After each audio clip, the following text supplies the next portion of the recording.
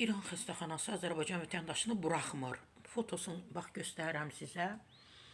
Bu Salyan rayonundandır, xəstədir, İranda müalicə alıb və əməliyyat olunub. Xəstəxana onu Azərbaycana buraxmır, evinə, mənzilinə. Niyə?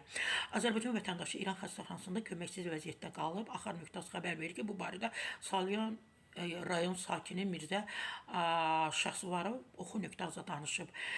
O qeyd edib ki, xəstəxananın pulunu ödəyə bilmədiyi üçün onu evə buraxmırlar. Mən 4 ildir börək çatışmazlığından əziyyət çəkirəm. Yanıma iynə vurdular, o da çirk elədi. Başladı ətim çürüməyə. Təbii ki, Azərbaycanda ediblər bunu.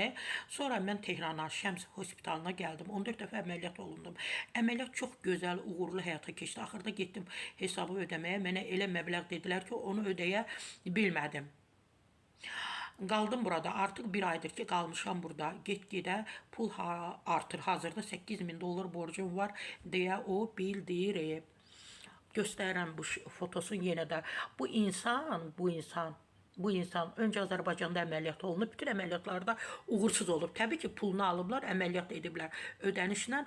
Sonradan İrana gedib xəstəxanaya müraciət edib, orada ona əməliyyat ediblər. Əməliyyatlar çox uğurlu olub.